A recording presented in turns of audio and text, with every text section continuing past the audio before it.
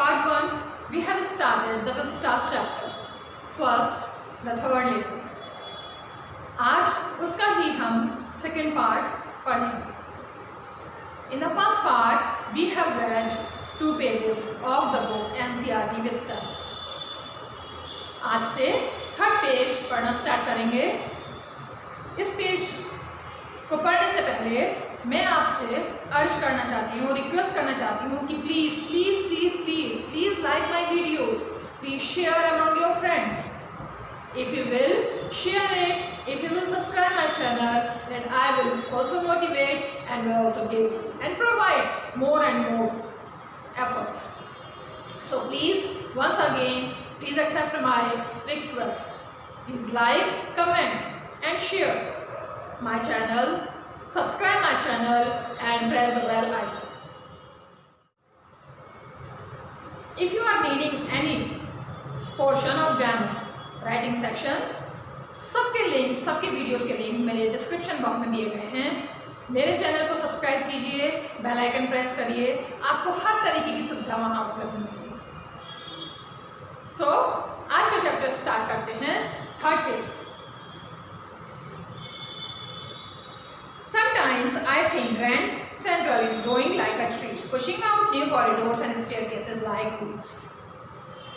Narrator हमारा third level पर जाने वाला था, जा चुका था. उसका कैरेक्टर, उसका डिस्क्रिप्शन बताया गया था कि वो 31 ईयर्स का था. उसका नाम चार्ली था.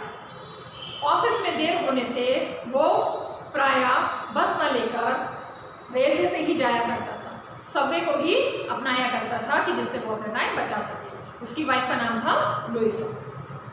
अभी तक यहाँ 3 कैरेक्टर्स डिस्क्राइब किए गए हैं. Charlie the narrator, his wife Louisa and Charlie's friend the psychiatrist. Still his name is not disclosed here. वो घूम रहा है, बता रहा है कि किस तरीके से सबवे पे कौन था, क्या था, किस जगह पर क्या सामान रखा हुआ है. तो आप वो बोल रहे हैं कि I think grand central is growing like tree. जब मैं पहले इसको देखा करता था उस वक्त उतना सामान वहाँ नहीं था, लेकिन अब दिन ब दिन ये बढ़ता जा रहा है जैसे एक पेड़ बढ़ता है. मीन्स यहाँ के लोग बढ़ रहे हैं, यहाँ का सामान, यहाँ की चीज़ें बढ़ रही हैं. Pushing out new corridors and staircase like roots. यहाँ सिमिली का प्रयोग किया गया है. लाइक यूज, सिमिली क्या है? एक पोएटिक डिवाइस है, एक लिटरेरी डिवाइस है जिसको हम कंपैरिजन में यूज़ करते हैं. लाइक रूट्स डिस्क्राइब किया गया है. मीन्स रूट्स के समान, पेड़ों की जड़ों के समान इसके स्टेयरकेस की सीढ़ियाँ बताई गई हैं. पेड़ क्या हो गया? Subway railway station. Subway railway station को एक पेड़ की समानता दी गई है, एक उसका कंपैरिजन किया गया है और उसके समान इसकी ब्रांचेस को, कॉरिडोर्स और उसके सीढ़ियों को बताया गया है. तो बोल रहा है कि ये सबवे दिन पर दिन बढ़ता जा रहा है जैसे एक पेड़ बढ़ता है और इसके कॉरिडोर्स और इसकी स्टेयरकेसेस बढ़ती जाती है. क्यों बोल रहा है ऐसे? क्योंकि उसको अभी तक थर्ड लेवल नहीं मिला है. कभी वो किसी स्टेयरकेस से जा रहा है, कभी वो कोई सी सीढ़ी से जा रहा है, कभी कोई से कॉरिडोर में, कहीं कभी कोई से होटल में पहुंच रहा है. There is probably a long tunnel that nobody knows about few. Its way under the city right now, on its way to Times Square and maybe another to Central Park. There is probably a long tunnel. एक बार वो tunnel में गया ही था, अब दोबारा से फिर उसके सामने एक बहुत लंबी सी टनल आती है. जो टनल के बारे में कोई नहीं जान रहा है, किसी को इसके बारे में नहीं पता है. कोई नहीं बता सकता है कि ये कितना पूरे सिटी के अंदर कितनी लंबी बनी हुई है और ये कहाँ से कहाँ जाती है और कहाँ से कहाँ निकलती है. इसका रास्ता क्या है वो बता रहा है कि इसका रास्ता टाइम स्क्वायर से निकलता है और शायद दूसरे सेंट्रल पार्क की तरफ जाता है. मतलब एक सेंट्रल पार्क, एक सबवे से शुरू होकर पूरी शहरों के नीचे नीचे होते हुए, टाइम्स स्क्वायर से नीचे होते हुए दूसरे सेंट्रल पार्क की तरफ निकलती है. And maybe because for so many people through the years, Grand Central has been an exit, a way to escape.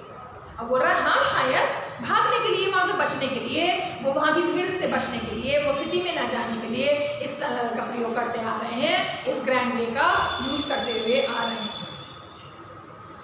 A way to escape, maybe that's how the tunnel I got into. और शायद ये tunnel ही मुझे भी मिला है कि मैं बाकी सारी चीज़ों से, बाकी सारे लोगों से, भीड़ से और इन धक्का मुक्की से निकलकर जल्दी से पहुँच सकूँ. But I never told my psychiatrist friend about that idea. But now he से मैंने अभी अपने टनल के बारे में अपने दोस्त को अभी तक नहीं बताया। The corridor I was in began angling left and slanting downward, and I thought that was wrong, but I kept on walking. अब वो फिर एक कॉरिडोर में आता है, फिर एक रास्ते पे वरांडे में आता है, और वो फिर बोलता है कि मैंने शुरू किया दाएं बाएं जाना, slanting downward and thought I was wrong. थोड़ा थोड़ा सा मैं नीचे की तरफ झुकता हुआ जाता हूँ, मतलब वहाँ पर एक स्लोप है, एक वे है जहाँ से फिसलते हुए नीचे की तरफ जाते हैं। तरीके से जब झूला होता है फिसलने वाला, ऐसे ही रास्ता होता है पैदल चलने का, और वो बोल रहा है कि मैं वहाँ से जा रहा था, बट मुझे लगा कि मैं गलत जा रहा हूँ। I kept on walking, all I could hear was the empty sound of my own footsteps and didn't pass a soul. फिर अचानक से ही मैंने ध्यान दिया कि सिर्फ मेरे ही पैरों की आवाज़ वहाँ से आ रही है। एम्प्टी, खाली पैर, एकदम से बस मेरे ही कदमों की आवाज़ वहाँ पर सुनाई दे रही थी, कोई भी वहाँ नहीं दिखाई दे रहा था। मतलब डिडंट पास आ सोल, मतलब एक भी आदमी, किसी की भी आदमी की आत्मा, कोई भी आदमी वहाँ से मुझे गुजरता हुआ नहीं दिखाई दिया। Then I heard that sort of hollow roar ahead, that means open space and people talking. तो राइटर फिर बोल रहा है, फिर अचानक से मैंने एक ऐसी दहाड़ सुनी, हॉलो रोर, एक ऐसी गूंज देने वाली दहाड़ सुनी जो मुझे एक्सपेक्ट नहीं था कि वो आएगी थी।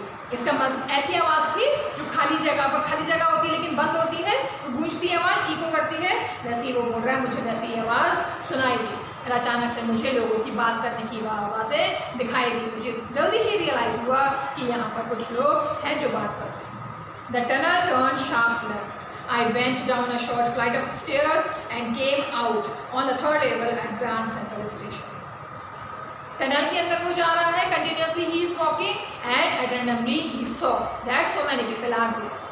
तभी तो उस गूंजने की सी आवाज़ सुनाई दिया, टनल बंद था चारों तरफ से, उसको लोगों की आवाज़ सुनाई दी जो ऐसा लग रहा था कि आवाज़ें गूंज रही हैं। तभी अचानक से टनल हल्का सा मोड़ लेती है लेफ्ट साइड की तरफ, और तभी वो थोड़ी देर उसमें चलकर एक अचानक सी थोड़ी सी शॉर्ट फ्लाइट ऑफ स्टेयर्स, ऊपर चढ़ती हुई सीढ़ियाँ दिखाई देती हैं, हल्की सी उसमें रोशनी सी आती है, और मैं वहाँ पहुँचता हूँ। तब देखता हूँ मैं कि ग्रैंड स्टेशन के थर्ड लेवल पर पहुँच चुका हूँ। At last he has reached there on his destination, जहाँ उसको पहुँचना था। कहाँ पहुँचना था? ग्रैंड स्टेशन पे, ग्रैंड सबवे और Grand Central Station. For just a moment I thought I was back on the second level, but I saw the room was smaller, there was fewer ticket windows and train gates. तभी अचानक से realise करता है narrator कि वापस फिर मैं भाई सेकंड लेवल पर आ गया हूँ, वहीं ऐसे ही था, लेकिन इस समय यहाँ पर कुछ रूम जो थे वो छोटे दिखाई दे रहे थे, उतने बड़े रूम नहीं थे, कुछ छोटी छोटी सी विंडोज़ भी दिखाई दे रही थी जिस पर टिकट्स दिया जा रहा था। मीन सब टिकट कलेक्टर्स और ticket givers were there and the person were there who were sitting near the windows of the ticket windows. कुछ ट्रेन के गेट्स भी दिखाई दे रहे थे, and the information both in the central was wood and the old. कहीं कहीं पर बूथ बने हुए थे। बूथ एक ऐसा बॉक्स, लकड़ी का बॉक्स जिसके अंदर में कुछ इंफॉर्मेशन रखी जाती है, जहाँ पर थोड़ा सा लीगल वर्क होता है। तो वो बोल रहे हैं कि इंफॉर्मेशन बूथ्स भी थे, मतलब वहाँ पर ऐसे बॉक्स बने हुए थे जो लकड़ी के बने थे और लग रहे थे कि वो पुराने ज़माने के हैं। And the man in the booth wore a grey-eyed shirt and long black sleeve protectors. तभी अचानक वहाँ मैंने एक आदमी को देखा जो ड्रेस पहना हुआ था और एक आँख में आई शेड लगा हुआ था। आई शेड ग्रीन कलर की पट्टी होती है, आँख को छुपाने के लिए, धूप को बचाने के लिए लगाया जाता है। तो मैंने देखा कि वो एक व्यक्ति ग्रीन आई शेड पहने हुआ था and long black sleeve protectors, green long sleeve protectors. उसने अपने हाथों में लंबी लंबी बाहों वाले प्रोटेक्टर्स को अपने आप को बचाने के लिए, धूप से बचाने के लिए पहना हुआ था। The lights were dim and sort of flickering. वहाँ रोशनी बहुत कम थी, हल्की हल्की सी लाइट जल रही थी। And the lights, the bulbs were flickering, glittering कर रहे थे, चमक रहे थे और हल्के हल्के से कभी बंद हो रहे थे, कभी जल रहे थे। Then I saw why they were open flame gas lights. Then I realized that these are not the lights of electricity, but these are the lights of gas lamps. Gas की लैम्प थी तो हल्का सा बंद हो रही थी और हल्की सी जल रही थी, बुझ रही थी, हल्की सी जल रही थी। So there was the dim light and there was a man who was wearing the eye shade on his eye which was green in color, and he also wearing the long sleeve protector. Now the next paragraph of 4th page. There was brass spittoons on the floor and across the station a glint of light caught my eye. A man was pulling a gold watch from his vest pocket. अब वो ऐसी जगह पर आया था जहाँ पर floor में स्पिटून्स थे. Spittoons a metal or earthenware pot used for spitting into. Spittoons, spit plus toons, toons the pots, ऐसे पॉट्स जो लकड़ी के भी हो सकते हैं, जो मिट्टी के भी हो सकते हैं, मेटल के भी होते हैं. तो स्टेशन पे कॉर्नर्स पर भी रखे जाते हैं. आप देखे होंगे कहीं स्कूल में, कहीं ऑफिस बिल्डिंग में, ऑफिशियल बिल्डिंग्स में, गवर्नमेंट बिल्डिंग में कोने में रखे जाते हैं जहाँ पर सब लोग पान या थूकते हैं. तो he has seen some spittoons on the floor of the station and across the station a glint of light. अब स्टेशन के वो दूसरी साइड में आता है और देखता है कि वहाँ पर एक लाइट का ग्लिंट है, लाइट चमक रही है और वो लाइट उसकी आँख पे पड़ती है. तभी अचानक से देखता है, वो उसकी निगाह पड़ती है कि एक आदमी वहाँ है जो सोने की गोल्ड की वॉच पहने हुए है और अपनी जेब में से वो उसको निकाल रहा है और उसमें से खींच रहा है. वेस्ट, एक ड्रेस जैकेट टाइप की बंडी उसने पहनी हुई है और उसकी पॉकेट में से उस घड़ी को निकाल रहा है. He snapped open the cover, glanced at his watch and frowned. अचानक से उसने घड़ी निकाली और उसका कवर हटाता है. घड़ी को देखकर वो एकदम से शॉक हो जाता है, सीरियस हो जाता है. Means maybe he was thinking that it is too much late. He wore a derby hat, a black button suit with tiny lapels, and he had a big black handlebar mustache. It is the description of the man. जो man घड़ी निकालता है. आप सोच रहे होंगे कि ये पिक्चर्स, ये फिगर्स मैम ने क्यों बनाई थे. इसी कारण से मैंने ये बनाई. लैपल्स, ये फोल्ड्स दिख रहा है, ये कोट में, जैकेट में ये जो फोल्ड होता है इसको बोलते हैं लैपल्स. ये डर्बी हैट है. इस डर्बी हैट को मोस्टली फॉरेनर्स पहनते हैं, विदेशी लोग, अमेरिकन लोग पहनते हैं. और ये क्या हो गया, हैंडल की शेप की मॉस्टेस है, मूछें हैं. मैंने इसको इसलिए बनाया है कि आपको आसानी रहे, कहीं और ना जाना पड़े, गूगल से भी सर्च ना करना पड़े, आपको आसानी से ये समझ में आ जाए. तो this is called the handlebar moustache. This is derby head and this is the dress which is having the tiny lapels, tiny folds, छोटे छोटे फोल्ड्स. तो ये सब किसका डिस्क्रिप्शन था. These all the dress were of that man who was pulling the watch from his vest.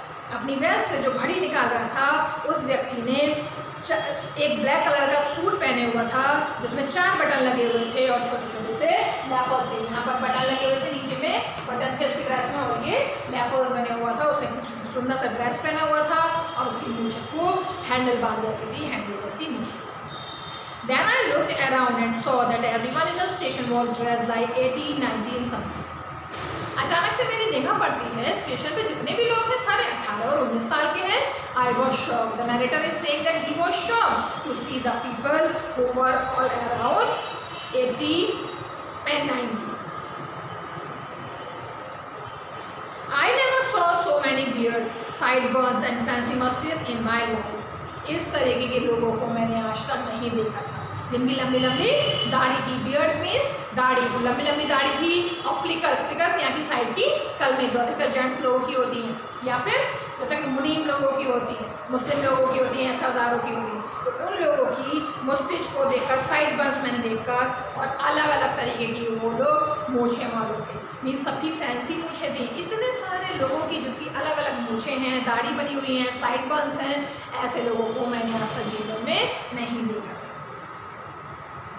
A woman walked in through the train gate. She wore a dress with leg of mutton sleeves and skirts in the top of her high button shoes. अभी अचानक से उसकी निगाह एक lady पे पड़ती है जो ट्रेन के गेट पर आती है. अब यहाँ उसका डिस्क्रिप्शन दिया है. उसने कैसी ड्रेस पहनी हुई थी. उसने स्लीव्स ऐसी पहनी थी जो मटन जैसी, मतलब लूज उसकी स्लीव्स थी. और उसने स्कर्ट पहना हुआ था, उसके ऊपर हाई बटन शूज, स्कर्ट पहना था और लॉन्ग बूट थे. बूट में बटन लगे हुए थे, नीज तक बूट थे और नीज तक बूट स्कर्ट के नीचे और लंबे बूट थे जिसमें बटन लगे हुए थे. Back of her a Out on the tracks, I caught a glimpse of a locomotive, a very small carrier, an ice locomotive with a funnel-shaped stack, and then उसके पीछे मेरी निगाह गई कि उसके पीछे एक लोकोमोटिव है। लोकोमोटिव एक ट्रेन है, ट्रेन को खींचने वाला एक इंजन वहाँ है। उस इंजन में एक कीप की शेप का, कोन की शेप का, फनल की शेप का, कीप होगी ना फनल जैसे छानते हैं चाय, उसकी शेप का लोकोमोटिव था, उसकी शेप का वहाँ पे ट्रेन का इंजन था। तभी अचानक से मेरी ग्लिम्स पड़ी, निगाह पड़ती है, मैं देखता हूँ उसको, और वो करियर और आइस कंपनी का लोकोमोटिव था, इंजन। तभी मुझे समझ में आता है। To make sure I walk over to a news boy and glance at the stack of papers at his feet. अपने आप को सही करने के लिए क्या चीज़ को सही करना था कि this is a third level और नो। अपने आप को प्रूफ करने के लिए मैं एक बच्चे के पास गया, नीचे बच्चा बैठा हुआ था, उसके पास ढेर सारे बहुत सारे पेपर्स थे। वो पेपर्स का ढेर लिए हुआ, स्टैक लिए हुआ बैठा था, उसके पैरों के पास में था। It was the word and the word hasn't been published for years. It was the word, ये the word था, मीन्स पेपर का नाम the word था। और आज तक मैंने अभी तक इस the word न्यूज़पेपर के बारे में नहीं सुना था। When it was published और it is there to publish, means ये आया भी था समाज में, दुनिया में, सोसाइटी में अभी पब्लिश होने, मैंने नहीं देखा था। The late story said something about President Cleveland. Late story were on the newspaper. Newspaper के ऊपर सबसे मेन मोटी अक्षरों में स्टोरी लिखी हुई थी। उस पर लिखा था किसी प्रेसिडेंट के बारे में, वो प्रेसिडेंट था क्लीवलैंड। क्लीवलैंड प्रेसिडेंट के बारे में उसमें स्टोरी में कुछ लिखा हुआ था। I have found that front page since in the public library files and it was printed June 11, 1894। अब वो न्यूज़ उसको कहीं जाने पहचाने लगता है, उसको याद आता है कि यस, ये मैंने पब्लिक लाइब्रेरी में, एक लाइब्रेरी थी अपने ही सिटी में, अपने शहर में, उसने उस लाइब्रेरी के अंदर एक बुक में इस न्यूज़ के बारे में सुना था। ये न्यूज़ कब प्रिंट हुई थी? जून 11, 1994। इससे अभी तक ये समझ में आ रहा है कि जो नरेटर है, राइटर है, चार्ली है, वो अभी इस दुनिया में इस समय के टाइम में नहीं है। पहले भी डिस्क्रिप्शन हुआ था 20th सेंचुरी का, और अब यहाँ पर 19th सेंचुरी का बताया गया है कि जो न्यूज़ है वो इतने साल की पहले की है। I turned towards the ticket window, knowing that there, on the third level at Grand Central, I could buy tickets and would take Louisa and me anywhere in the United States we wanted to. अब वो ticket window की तरफ जाता है। Ticket window की तरफ जाकर instantly he is strict and sure that he is also wanting to go to move to visit United States. तभी वो वहाँ से 2 टिकट लेना चाहता है, 2 टिकट सोच रहा है खरीदने का। किसके लिए? One for himself and one for his wife. What was the name of the wife? Louisa. In the year 1894, and I wanted 2 tickets to Gettysburg, Illinois. फिर बोल रहा है उस समय, उस टाइम में 1894 में मैंने 2 टिकट लिया था, मैं खरीदना चाहता था, मैं जाना चाहता था, घूमना चाहता था। कहाँ? गेट्सबर्ग और Illinois. Have you ever been there? It's a wonderful town still, with big old frame houses, huge lawns and tremendous trees whose branches meet overhead and roof of the streets. अब वो description दे रहा है वहाँ जहाँ घूमने जाने वाला है, गेट्सबर्ग, इलिनॉइस। बता रहा है कि कहीं कोई जा सकता है, ऐसी जगह में जाना चाह रहा हूँ जहाँ पर वो कोई गया ही नहीं। तो राइटर हमसे पूछ रहा है, have you ever been there? क्या आप वहाँ कभी गए हैं? बहुत सुंदर टाउन है, इतना सुंदर है कि अभी भी इसमें बड़े बड़े फ्रेम किए हुए घर हैं। वो फ्रेम बहुत बड़े पुराने हैं, बहुत बड़े वहाँ लॉन्स हैं, और ट्रिमेंडस ट्रीज है, ट्रिमेंडस, ग्रेट, मार्वलस, इतने विशाल पेड़ हैं वहाँ पर जिसकी ब्रांचेस सड़कों तक आती हैं। मीन्स इतने बड़े पेड़ आपने भी देखा होगा, जब आप सफ़र करते हुए जाते होंगे रास्ते में पेड़ इस तरीके से कवर कर लेते हैं, तो वो क्या होता है? टॉल बिग ट्रीज होते हैं। वैसे ही वो बोल रहा है बहुत बड़े बड़े से पेड़ थे जिनकी ब्रांचेस रोड की छत पर से लगती थी, ऐसा लगता था कि रोड की छत बनी हुई है। And in 1894 summer evenings were twice as long and people sat out on their lawns. और उस समय में वो बता रहा है 1894 की जो गर्मियाँ होती थी, उन गर्मियों में ऐसा लगता था कि वो डबल लंबी गर्मियाँ हो रही हैं, मतलब समय इतना लंबा हुआ करता था, लोग शाम को अक्सर अपने लॉन्स में आकर बैठा करते थे।